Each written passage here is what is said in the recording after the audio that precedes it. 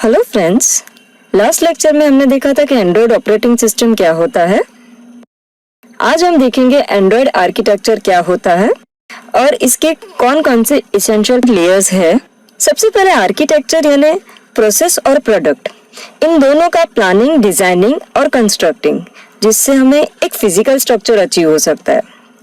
सादी भाषा में कहूँ तो सपोज मुझे एक घर बनाना है, तो इसका स्ट्रक्चर कैसा होगा, कितने रूम्स होंगे, किचन का होगा, ड्राइंग रूम का होगा, स्टोर रूम, बालकनी, इन सब की प्लेसेस डिसाइड करनी पड़ेगी और इसका डिजाइनिंग भी करना पड़ेगा। वैसे ही जब हम एंड्रॉयड आर्किटेक्चर की बात करते हैं, इसके अंदर 5 इंपॉर्टेंट लेयर्स होती है जिन्हें हमें थोड़ा सा डिटेल्स में देखना है।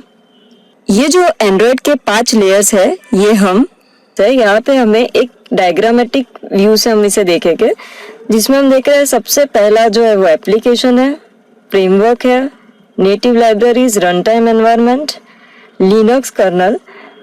ये जो है that is hardware abstraction layer, जो लिनक्स कर्नल का ही पार्ट हम बोल सकते हैं। इन सबको हम डिटेल्स में देखेंगे।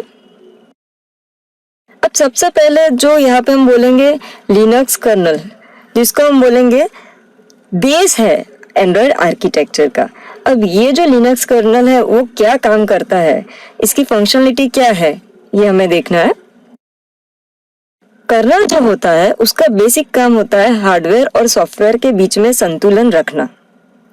थोड़ा सा और प्रिसाइज वे में कहे तो जब हमारे फोन में कोई एप्लीकेशन होती है, हम उस एप्लीकेशन को रन करते हैं तो वो सीपीयू ऑक्यूपाई करती है थ्रेड के रूप में, और वो हमारे डिवाइस की मेमोरी ऑक्यूपाई करेगा, डिवाइस के रिसोर्सेज ऑक्यूपाई करेगा। तो ये जो सारा काम चल रहा है, एप्लीकेशन रन हो रहा है, तो यहाँ पे कर्नल का काम होता है CPU management, memory management, device management. अब कर्नल की जब हम बात कर रहे हैं तो कर्नल क्या फंक्शनलिटी परफॉर्म करता है ये हमें देखना है।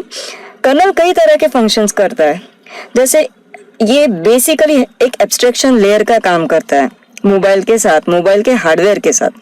कर्नल से हमें सारे हार्डवेयर ड्राइवर्स मिलेंगे, जैसे हमारा कैमरा का ड्राइवर है, कीपैड है, डिस्प्ले, ऑडियो, यूएसबी, इन सभी तरह के ड्राइवर्स हमें कर्नल के थ्रू मिलेंगे।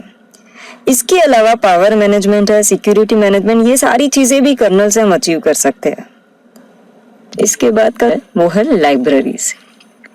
एंड्रॉइड के पास वाइड लाइब्रेरी है जिसमें अलग अलग तरह के हमारे पास कंपोनेंट्स अवेलेबल है। एसक्यूलाइट है जिससे हम डेटाबेस का फंक्शन अचीव कर सकते हैं। वेबकिट है जो ब्राउजर का इंजन, जिससे हम बोल सकते हैं एचटीएमएल कंटेंट दिखाने के लिए। ओपनजीएल का यूज करके हम 2D या 3D ग्राफिक्स को यूज कर सकते हैं। साउंड, ऑडियो, वीडियो अगर यूज करना चाहते हैं तो हमारे पास मीडिया फ्रेमवर्क है। इस तरीके से एंड्रॉयड के पास एक ह्यूज लाइब्रेरी अवेलेबल है। एक सिंपल एग्जांपल अगर मैं कहूँ कि सपोज मुझे एक म्यूजिकल एप्लीकेशन बनाना है जिसमें सॉन्ग प्ले कर सकते हैं और रेडियो भी मुझे प्ले करना है, तो इसके लिए मैं मीडिया फ्रेमवर्क लाइब्रेरी का यूज़ करूँगी, जिसमें मुझे मीडिया से रिलेटेड सारी मेथड्स डायरेक्टली मिल जाएंगी।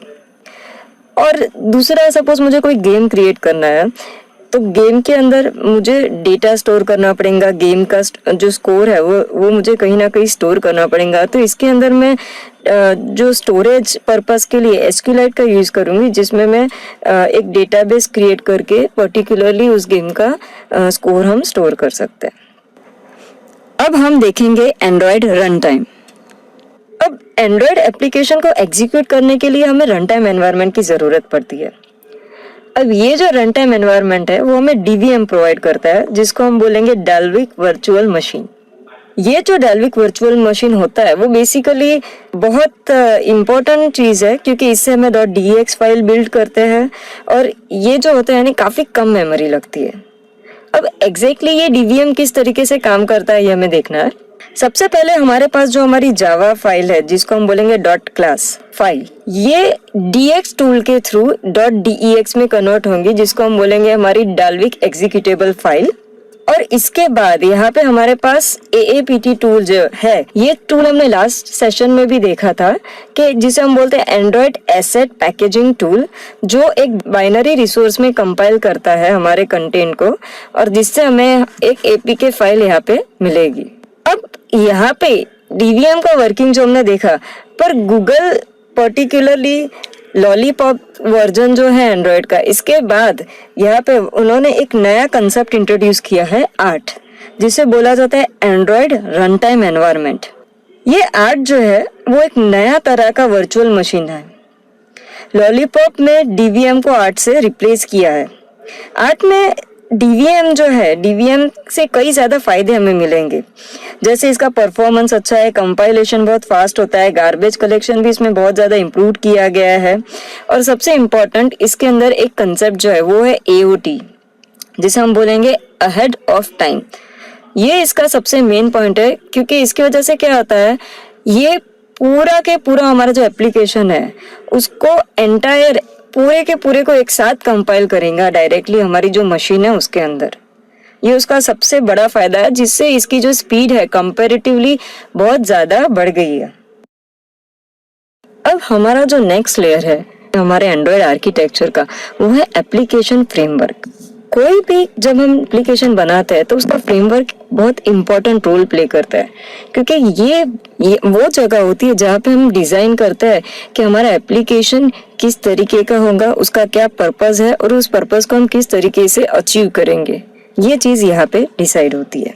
हम बोल सकते हैं कि ये जो ब्लॉक है वो डायरेक्टली इंटररिएक्ट होता है। ये प्रोग्राम हमारे फोन का बेसिक फंक्शन मैनेज करता है। जैसे हम बोल सकते हैं कि कॉल करने के लिए हमें टेलीफोनी मैनेजर का यूज करना पड़ेगा, या अगर मुझे कोई लोकेशन का जीपीएस एड्रेस का यूज करना है तो मैं लोकेशन मैनेजर का यूज करूंगी। यानी हमारी किस तरह की एप्लीकेशन है और ये चीज हम कैसे अचीव करेंगे, ये इस लेयर में हम डिसाइड करेंगे, डिजाइन करेंगे।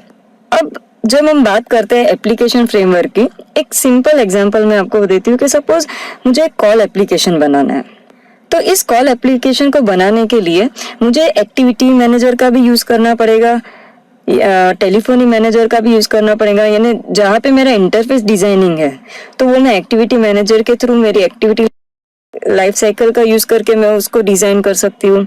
फिर टेलीफोनी मैनेजर का यूज करके मेरी एप्लीकेशन को जो एग्जैक्टली कॉल फंक्शनलिटी है वो मैं प्रोवाइड कर सकती हूँ। सो इस तरीके से फ्रेमवर्क हमारे लिए बहुत इंपॉर्टेंट होता है। अब सबसे टॉप लेयर जिसके आने से हमारा जो एंड्रॉयड का आर्किटेक्चर है वो कंप्लीट होता है, तो वो है एप्लीकेशन। एप्लीकेशन हम बोल सकते हैं ऐसी चीज है जिसके साथ हम डायरेक्टली इंटररिएक्ट करते हैं। यूजर इसी से पर्टिकुलरली फोन को पहचानता है।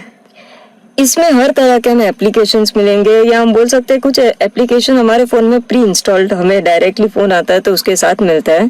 कुछ हम हमारे रिलेवेंट एप्लीकेशन मार्केट से, स्टोर से भी डाउनलोड करते हैं, जैसे फोन एप्लीकेशन है या कॉन्टैक्ट है या कैलेंडर है। काफी तरह की हमने देखा है कि wide range of applications available होती है जिससे यूजर फोन को पहचानता है। कॉमन यूजर जिससे फोन को पहचानता है, ये वो वाला पर्टिकुलर पार्ट है।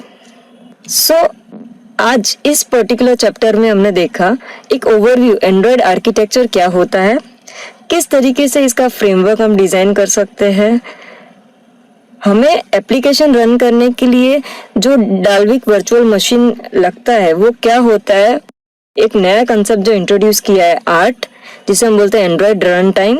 और यहाँ पे हमने देखा कि लिनक्स कर्नल की फंक्शनलिटी क्या है, किस तरीके से ये हमें एक एब्स्ट्रैक्शन लेयर प्रोवाइड करता है कोई भी एप्लीकेशन को डेवलप करने के लिए।